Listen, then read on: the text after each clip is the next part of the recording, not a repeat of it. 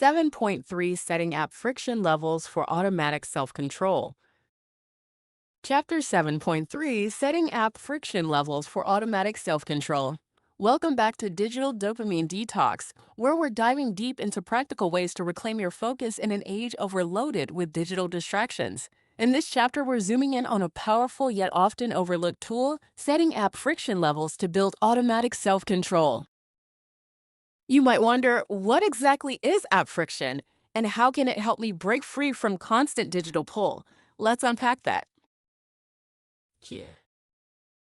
What is app friction and why does it matter? Think about your smartphone or computer. Every app you use is designed to make interaction as seamless and effortless as possible. Scroll, tap, swipe, all just one or two moves away.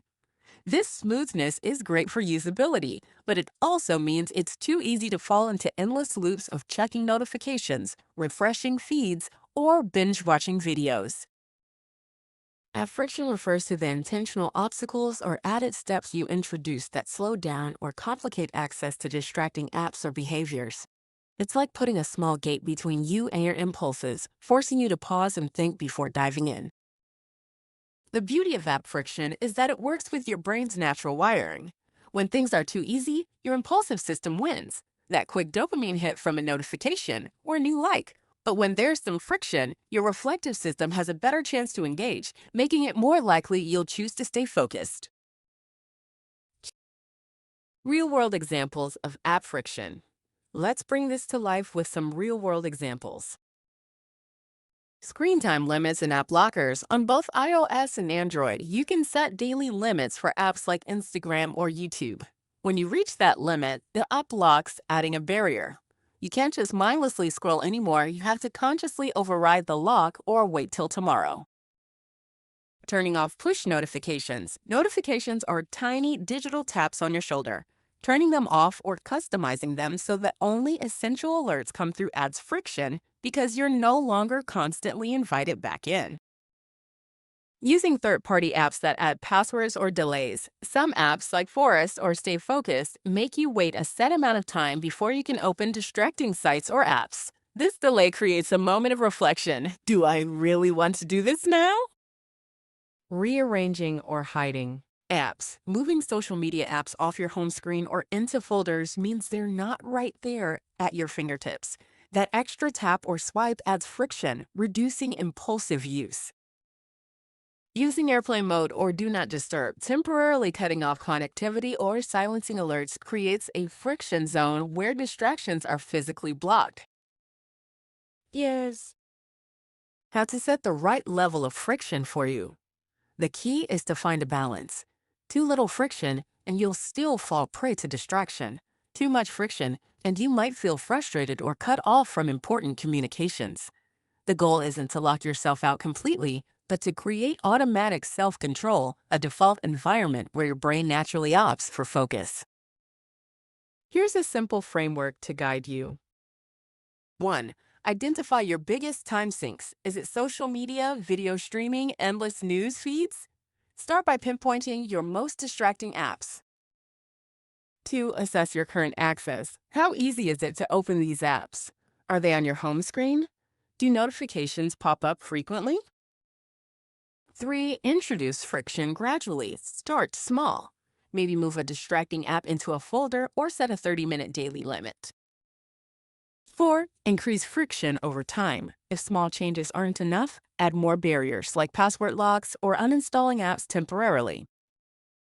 5. Combine friction with rewards. Use friction alongside positive habits. For example, after 25 minutes of focused work, reward yourself with 5 minutes of social media time. Why does this work? The science behind it. Our brains are wired to seek quick rewards. When distractions are just a tap away, it's incredibly hard to resist. By adding friction, you're effectively changing the environment to encourage better habits. This is a principle from behavioral psychology called choice architecture. You're redesigning the choice environment so the easier option aligns with your goals. This also taps into the idea of automaticity. When you set up these friction points over time, your brain builds new patterns where resisting distraction becomes more automatic. Instead of relying solely on willpower, you're leaning on smart design. Practical takeaways: setting up your digital friction today. Audit your phone right now. Which apps do you open most without thinking? Which ones derail your focus?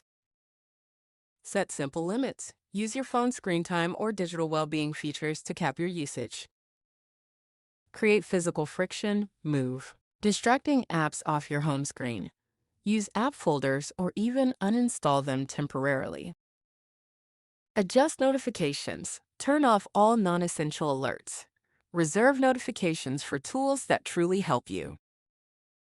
Try delay apps. Install an app that inserts a time delay or password before opening social media or games.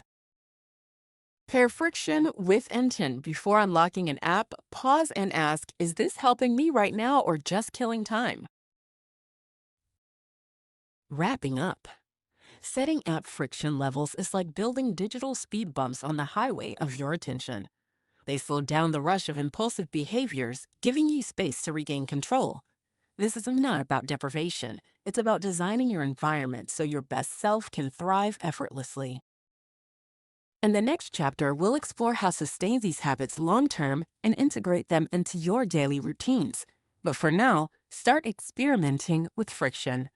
Small changes here will ripple out, helping you reclaim focus and build the automatic self-control you need in today's hyper-connected world. Remember, your brain is adaptable. With the right friction in place, you're rewiring your digital habits for focus, clarity, and productivity, one tap at a time. Thanks for tuning in to Chapter 7.3 of Digital Dopamine Detox. If you found this helpful, try implementing one friction point today and notice how it shifts your digital experience. See you in the next chapter.